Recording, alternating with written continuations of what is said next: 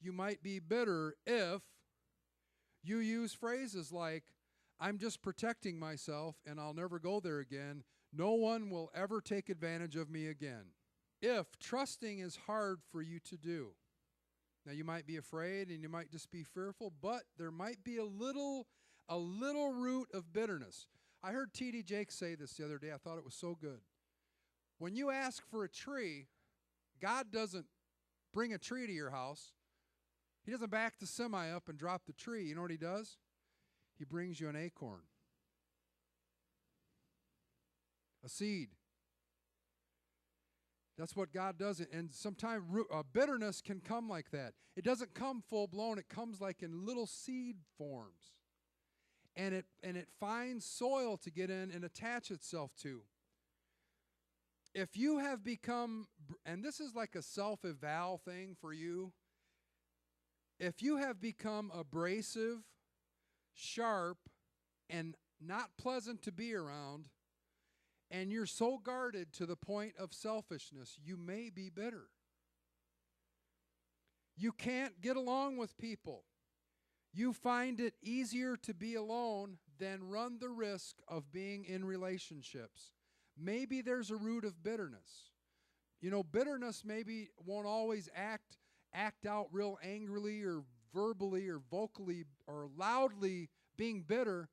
There are a lot of people who are just wasting away in silence, and bitterness is eating and destroying their lives. Don't let that happen to you.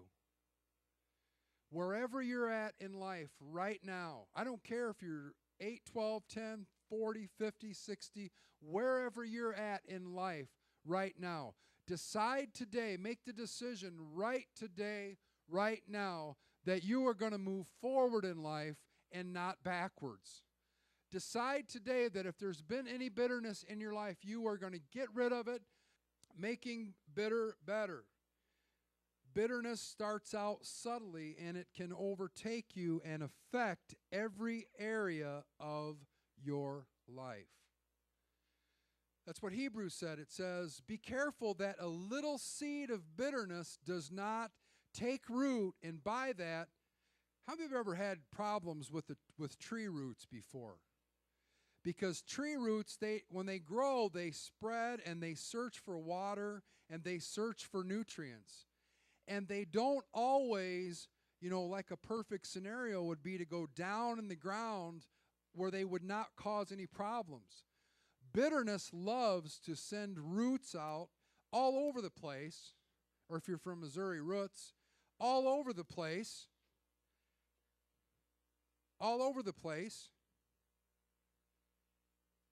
to mess your life up. And that's how bitterness is. It comes up and it plants and it spreads, and there are places in your life that you don't want it to be, but it shows up. Because once it gets out of control, it's really hard to manage. So don't let a little seed of bitterness. Check your speech. Check your heart. Check your motives. Ask God to help you in this, because He will. Now, walls are initially built after you've been through a hurtful situation. We throw up walls to protect ourselves. I mean, somebody says something hurtful to us, bam, we build up a little wall. We're not going to let them go there again. We're going to protect ourselves. And that's a normal response. It's a protective mechanism.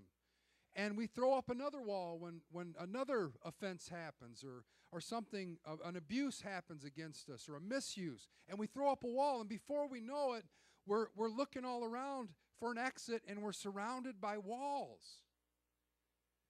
Now that's good when you retreat there for safety and protection, but if you're not careful, if you stay there too long, you will isolate yourself from help. Don't allow yourself to be isolated from help, because God, number one, cares about you. And number two, there are people around you that care about you. Just know that today. There are people who are willing to help and get involved with your situation. So don't let those walls that you threw up for protection become a fortress that you yourself can't even get out of. Proverbs 18:1 says, "He who separates himself seeks his own desire. He will quarrel against all sound wisdom."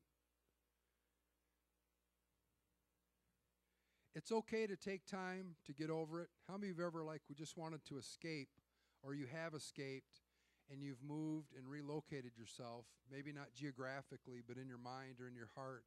You've moved yourself to a place of safety just for that protection and so you could feel secure again and to feel safe. It's okay to do that. Just don't make that your permanent mailing address. There are decisions being made, and I knew going into today that there are decisions that are being made today to move forward in life. And some of you have been so sick and tired of being so sick and tired that you want some relief and that you want a new season in your life. When I hear songs like "The Best Is Yet to Come," I take them to heart because I know God is not limited by where I've been or by what I've done. He's not limited by anything because that's what makes him God. And maybe today, maybe a little bitterness has gotten into your life. Just know that now's the day to put the axe to the root of that thing so that your children aren't defiled, are affected, defiled, corrupted, affected by that, so that those that you work with aren't affected by that little seed of bitterness. And be careful not to rebuild your new life around the bitter circumstances that have come across your path. Create some boundaries. But if you're not careful, you can give too much. And if you give too much and you realize that you've given too much, that can create resentment. And once you've given too much, God is not pleased or honored by that because God loves a cheerful giver.